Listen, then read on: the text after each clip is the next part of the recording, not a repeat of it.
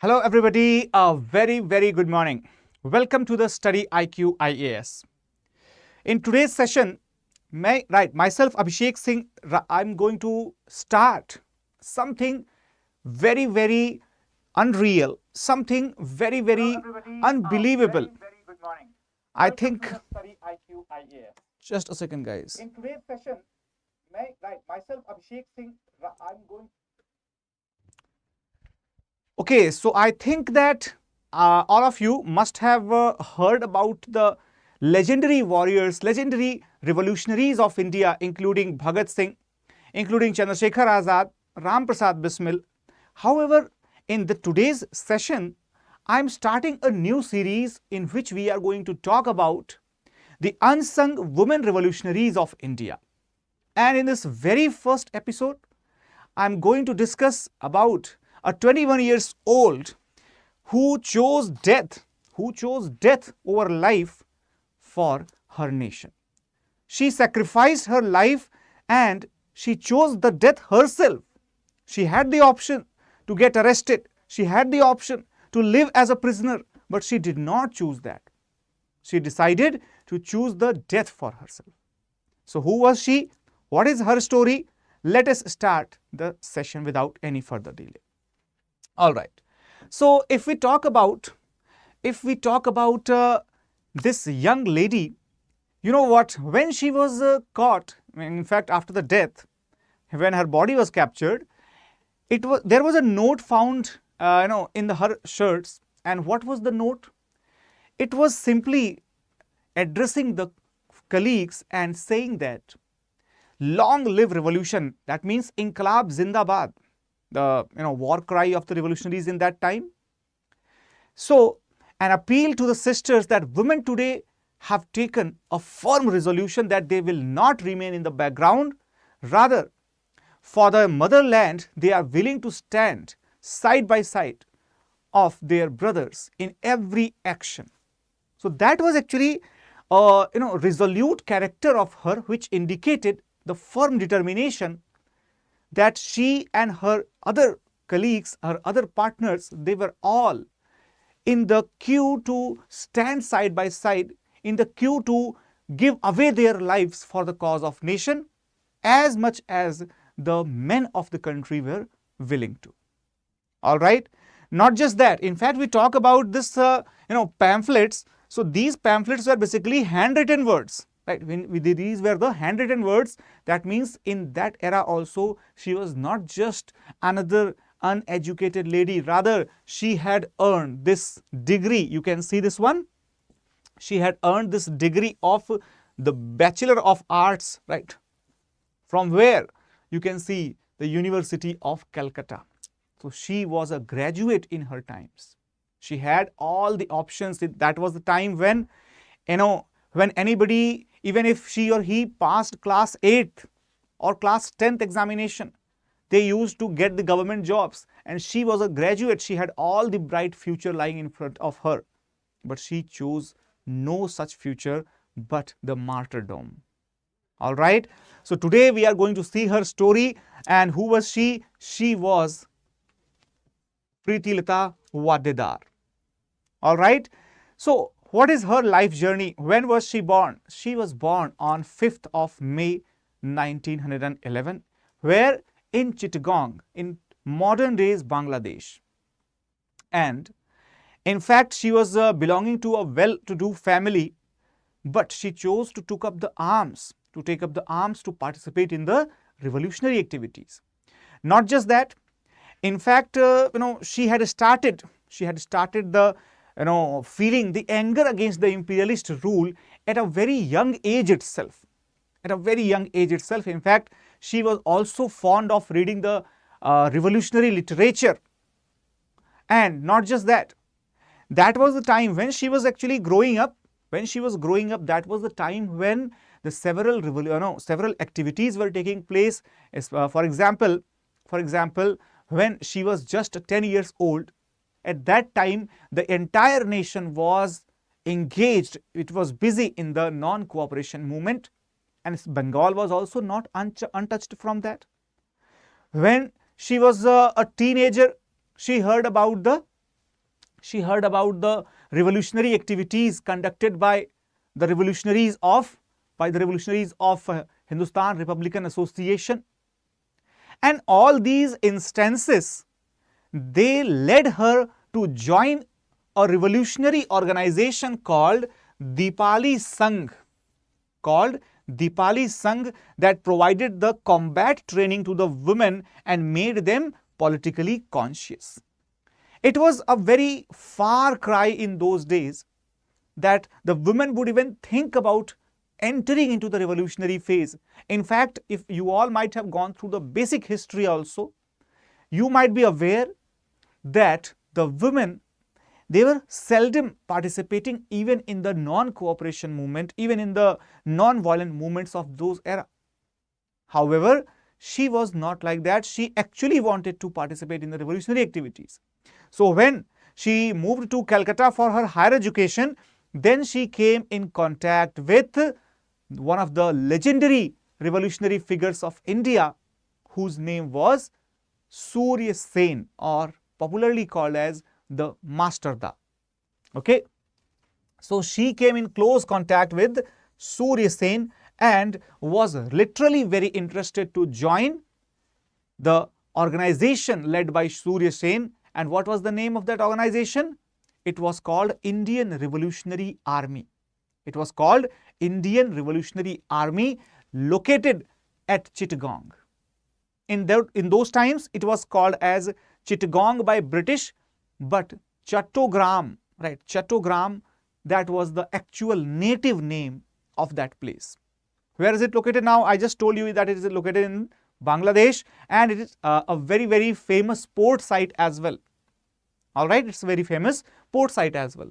Now, if we talk about her wishes or her desire, so what happened? Was it very easy for her to join the revolutionary group, which was completely consisting of men only?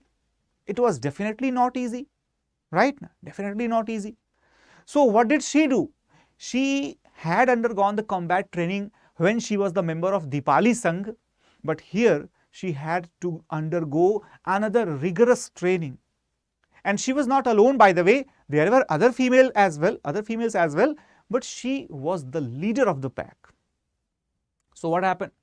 She and her friend, comrade Kalpana Datta, both had to undergo the very, very rigorous training, almost like a commando training, right? But they did not falter from it.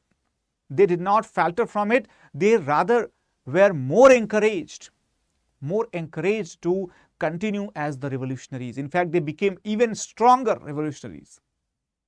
Got it?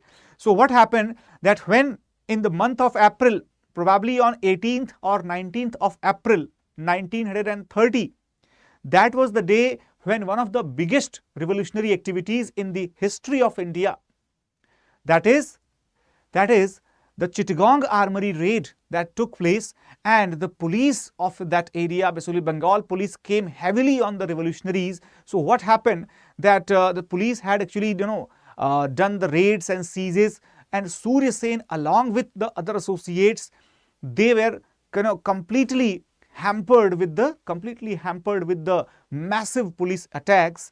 However, they kept on fighting for over a month or so with the help of the local villagers.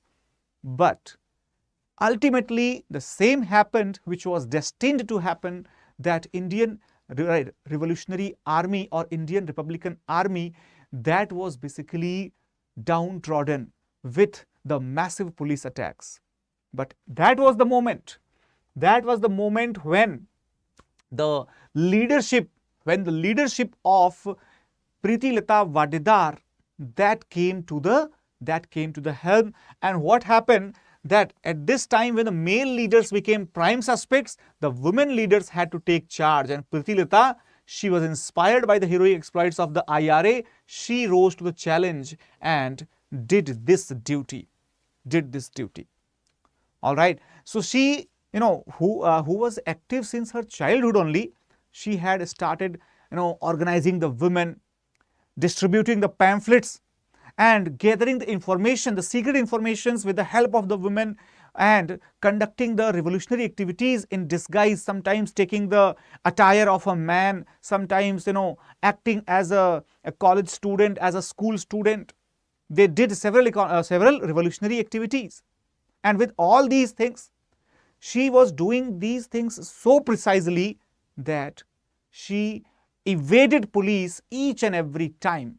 At the young age of just 21 years, she became the leader of the pack, consisting of several men in that.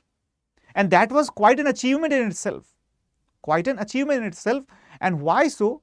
Because, as I told you, that even if that was a non-violent movement, the people were not ready to accept the leadership of women, right? Let alone to allow her participating. But here she was not just participating, she was leading the entire community. So what happened after that?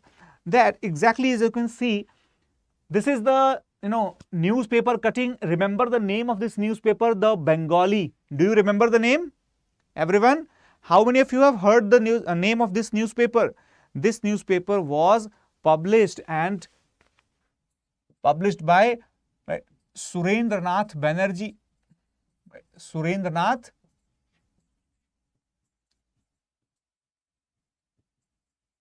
Banerjee. Remember the name. He was one of the leading figures in the national politics, one of the first persons to be sent to jail for, his nationalist reporting, and one of the founder members of the Indian National Conference that later on merged with Indian National Congress.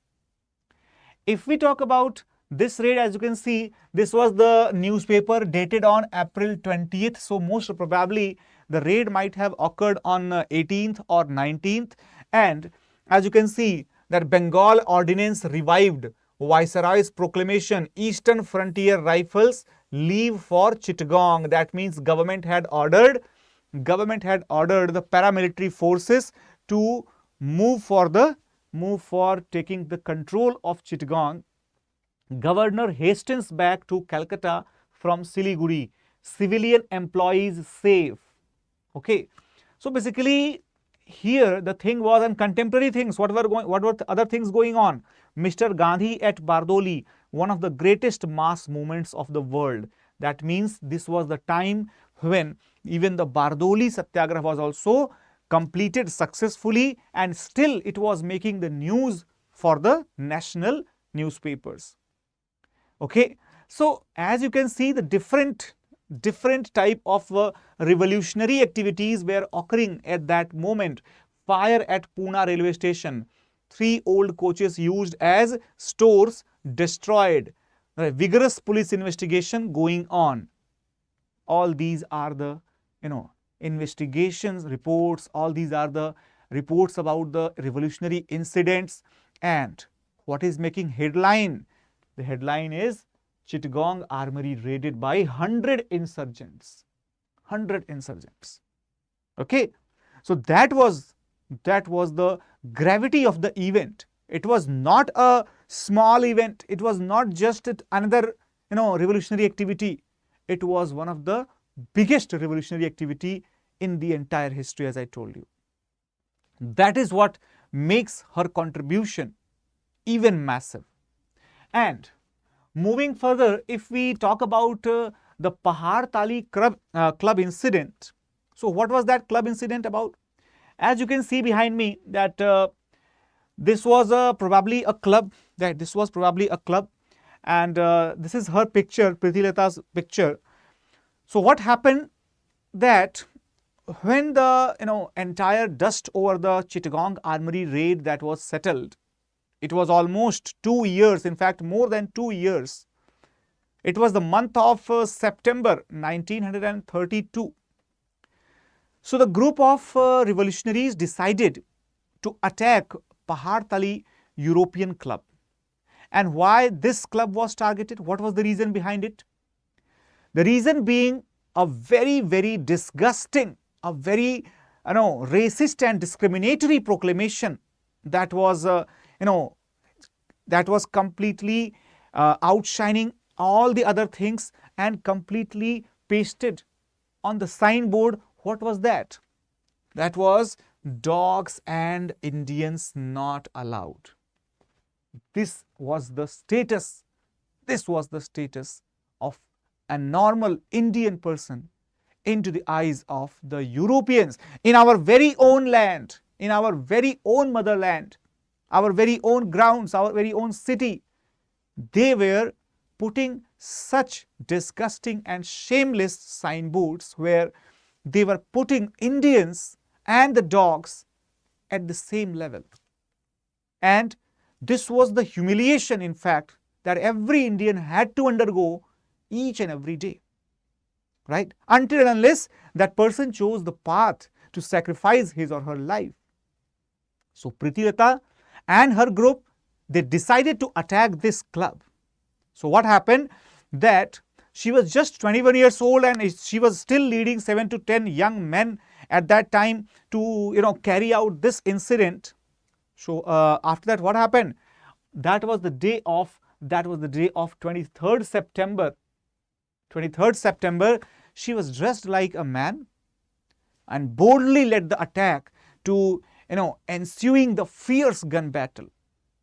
What happened? Basically, that gun battle was going on between the police and the revolutionaries. As we all know, that the revolutionaries in those era, they had very limited resources.